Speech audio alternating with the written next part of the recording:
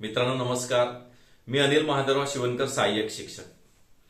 आजपर्यंत आपल्याकरिता तयार केलेल्या सर्वात महत्वाच्या व्हिडिओपैकी जर कुठला व्हिडिओ महत्वाचा असेल तर तो आजचा जो मी तुमच्यासाठी तयार करतो आहे. अनिल एम शिवणकर या युट्यूब चॅनलला लाईक करा, शेअर करा, सबस्क्राईब करा आणि जास्तीत जास्त शिक्षकांपर्यंत पोहोचवा ही आपणास हात जोडून नम्र विनंती. मित्र, आपण शाळांमध्ये 20 वर्ष, 25 वर्ष, 30 वर्ष, 35 वर्ष इतकी सेवा करतो आणि या सेवेमध्ये कधी कधी आपल्याला अतिरिक्त व्हावं लागतं. आज राज्यामध्ये अनेक शाळांमध्ये शिक्षकांना अतिरिक्त केल्या जात आहे. कधी शिक्षकांवर निलंबनाची देखील कारवाई करावी लागते. कधी कधी त्या शिक्षकाची सेवा समाप्त होते आणि अशा परिस्थितीमध्ये जर आपल्याला बेकायदेशीरपणे अतिरिक्त केलं असेल, आपल्याला बेकायदेशीर निलंबित केलं असेल, आपल्यावर बेकायदेशीर चौकशी समिती गठीत केली असेल आणि बेकायदेशीररित्या आपल्याला सेवा समाप्त केली असेल तर मित्रहो, आपल्याला लढण्यासाठी सर्वात महत्वाचा जर कुठला भाग असेल तर तो भाग असतो आपल्याकडे असलेले डॉक्युमेंट्स. आणि आपल्या शिक्षकांपैकी बऱ्याच शिक्षकांना हे देखील माहित नाही की आपल्याकडे कुठले कुठले डॉक्युमेंट्स असायला पाहिजेत, कोणत्या कोणत्या डॉक्युमेंट्सवर आपला अधिकार आहे. मला माहिती आहे, बऱ्याच शिक्षकांना माहिती आहे, परंतु आपल्याकडे किती महत्वाची डॉक्युमेंट्स असायला पाहिजे जेणेकरून आपल्याला कोर्टात जाण्यासाठी, एज्युकेशन ऑफिसरकडे अपील करण्यासाठी, डेप्युटी डायरेक्टरकडे अपील करण्यासाठी, ट्रिब्युनलमध्ये जाण्यासाठी जी आवश्यक कागदपत्र असतात, ज्याच्यावर आपला अधिकार असतो, ती कागदपत्र कोणती आहे हे आज आपण बघूया. मित्रहो, सर्वात महत्वाचं डॉक्युमेंट्स आहे ऑर्डर ऑफ अपॉइंटमेंट. महाराष्ट्र खाजगी शाळा कर्मचारी सेवेच्या शर्ती नियमावली 1981 च्या नियम 9 उपनियम 5 च्या अनुसूची ड मध्ये स्पष्ट तरतूद केलेली आहे की ज्या कर्मचाऱ्याची आपण नियुक्ती संस्थेमध्ये किंवा शाळेमध्ये करणार आहोत त्या कर्मचाऱ्याला नियम 9 उपनियम 5 अन्वये अनुसूची ड मध्ये दिल्याप्रमाणे ऑर्डर ऑफ अपॉइंटमेंट, ज्याला आपण फर्स्ट अपॉइंटमेंट ऑर्डर म्हणतो, तो दिलाच पाहिजे. म्हणून मित्रहो, फर्स्ट अपॉइंटमेंट ऑर्डर मिळवून घेणे हा आपला अधिकार आहे असं मी म्हणत नाही, एमईपीएस मध्ये तरतूद आहे.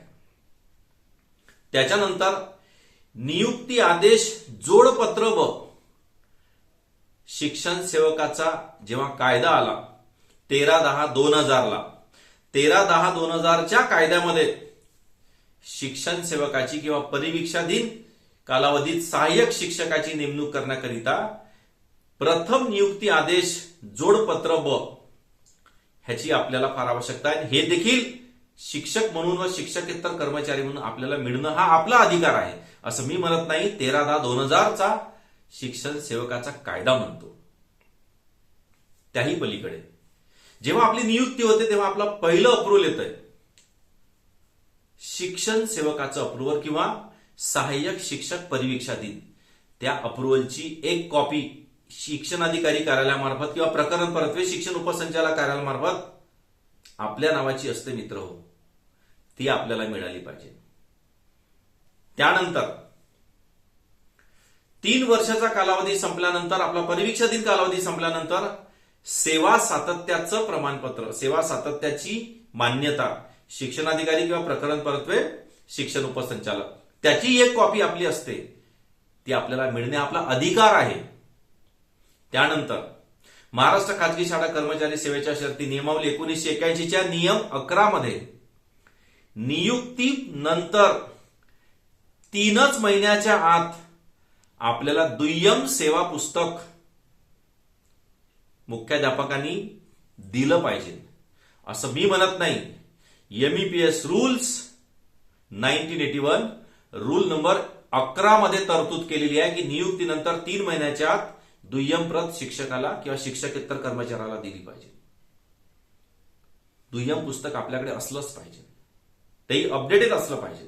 त्यानंतर सेवा ज्येष्ठता यादी एमईपीएस रूल 1981 रूल नंबर 12 मध्ये तरतूद केलेली आहे की प्रत्येक शिक्षकाला सेवा ज्येष्ठता यादी दरवर्षी द्यायची आहे आणि दिली त्या शिक्षकाला किंवा त्या शिक्षकेतर कर्मचाऱ्याला त्याची पोचपावती स्वाक्षरी घ्यायची आहे. पण मित्र हो, आपण सही करतो सेवा ज्येष्ठता यादी मिळाल्याची, पण आपल्याला सेवा ज्येष्ठता यादी मिळत नाही. तो आपला अधिकार आहे. आपल्या अधिकारासाठी जागरूक राहा. दुय्यम सेवा पुस्तक, सेवा ज्येष्ठता यादी आपल्याकडे असलीच पाहिजे. तो आपला अधिकार आहे असं मी म्हणत नाही. एमईपीएस रूल्स 1981 11 आणि 12 मध्ये तरतूद केली. 11 मध्ये सेवा दुय्यम सेवा पुस्तक 3 महिन्याच्या आत आणि 12 मध्ये सेवा ज्येष्ठता यादी.